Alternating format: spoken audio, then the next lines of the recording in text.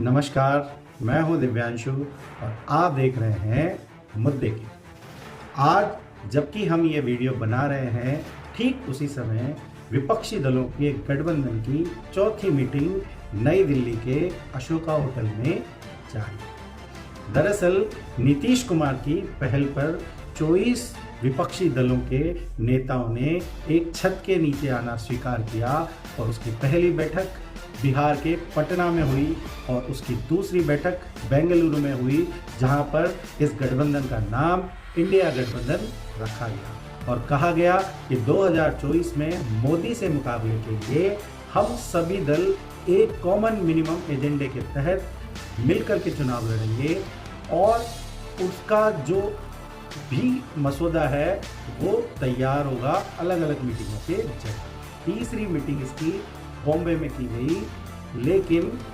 कांग्रेस इसकी चौथी मीटिंग को लगातार टालती रही और उसके पीछे की जो वजह जानकार मानते हैं वो ये है कि कांग्रेस सत्ता के सेमीफाइनल जिसको कहा जा रहा था, जिसमें कि 5 राज्यों में चुनाव हुए थे दिसंबर में,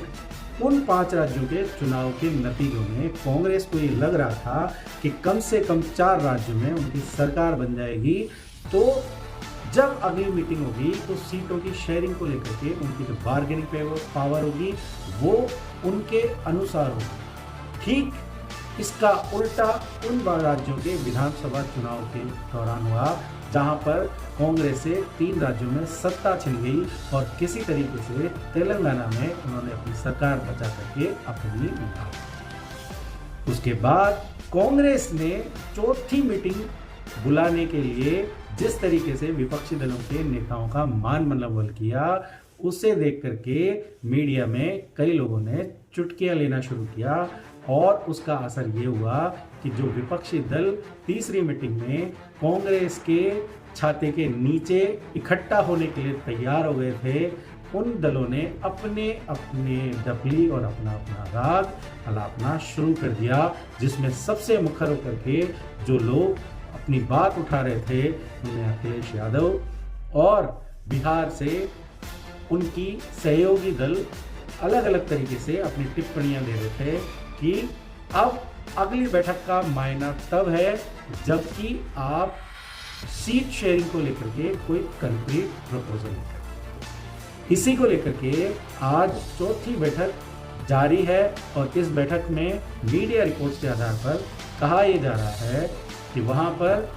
अभी जो राज्यसभा और लोकसभा में सांसदों का निलंबन हुआ है, जिस तरीके से संसद की सुरक्षा में चूक हुआ और 2 लोगों ने संसद के अंदर और 2 लोगों ने संसद के बाहर जिस तरीके से सुरक्षा को धता बताते हुए और प्रदर्शन किया, जिसमें पीली गैस को छोड़ना था, उसको लेकर के विपक्षी दलों के नेता संसद में जब हंगामा मचा रहे थे तो लगभग 145 सांसदों को निलंबित कर दिया। इसका मुद्दा और दूसरा मुद्दा ईवीएम का मुद्दा इस विपक्षी दलों के गठबंधन इंडिया के मीटिंग के दौरान छाया है। अभी अभी मीडिया रिपोर्ट्स में एक खबर ब्रेक हुई है कि ममता बनर्जी ने प्रधानमंत्री पद के उम्मीदवार के लिए मल्लिकार्जुन खड़गे का नाम प्रस्तावित कर दिया है और दिल्ली के मुख्यमंत्री केजरीवाल ने ममता बनर्जी के इस प्रस्ताव का समर्थन किया। कहीं ना कहीं ये जो प्रस्ताव है ये नीतीश कुमार के सपनों पर और अरमानों पर पानी फेरने वाला साबित होगा और आगे जाकर के इनमें इस चीज को लेकर के सिर्फ उठवल जरूर होगी, क्योंकि नीतीश कुमार 2013 के बाद से ही उन्हें कहीं ना कहीं ये लगता है कि प्रधानमंत्री पद के उम्मीदवार मोदी के बजाय एनडीए की तरफ से वो होते और वो अपने आप को किसी भी लेवल पर मोदी से कम नहीं समझते। और 2013 में जब नरेंद्र मोदी को एनडीए की ओर से प्रधानमंत्री पद का उम्मीदवार घोषित किया, उस समय नीतीश एनडीए छोड़ के चले गए।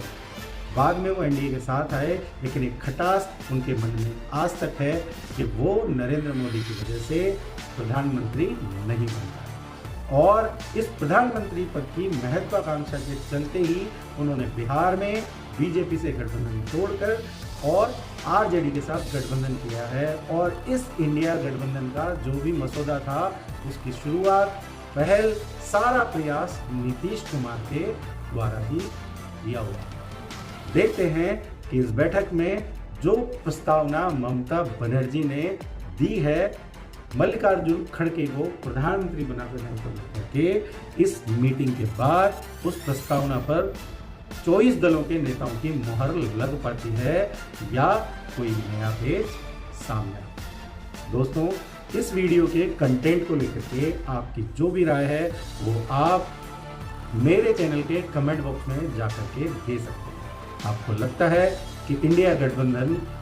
में सभी नेता कांग्रेस के अंडर अपने पीएम कैंडिडेट को अपना समर्थन देंगे या ये आपसी सिरपटौगल का शिकारी हो जाएंगे और एक बार फिर से नरेंद्र मोदी इन सबको